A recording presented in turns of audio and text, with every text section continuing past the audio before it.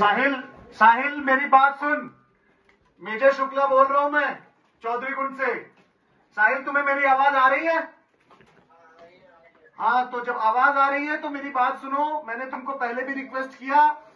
देखो, तुम्हें आखिरी वार्निंग दे रहा हूं, रिक्वेस्ट कर रहा हूं, इसको जो भी समझना अपना हथियार डाल दे, हाथ ऊपर कर लो और बाहर आ जाओ। मैं इस बात की गारंटी देता हूं कि तुमको कुछ भी नहीं होगा। इस बात की गारंटी देता हूं कि तुमको कुछ भी नहीं होगा अगर तुम हथियार डाल के हाथ ऊपर करके बाहर आते हो तो। अपने घर वालों को याद करो, अपने दोस्तों को याद करो, अपने माँ बाप को याद करो। तो जब सब याद है बच्चे, तो प्लीज मेरी रिक्वेस्ट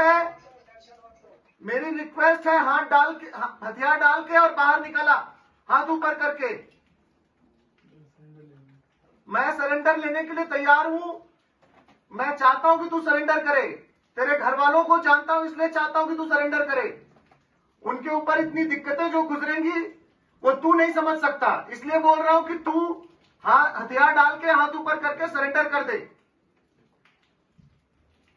साहिल सुन रहा है? बता क्या करना है।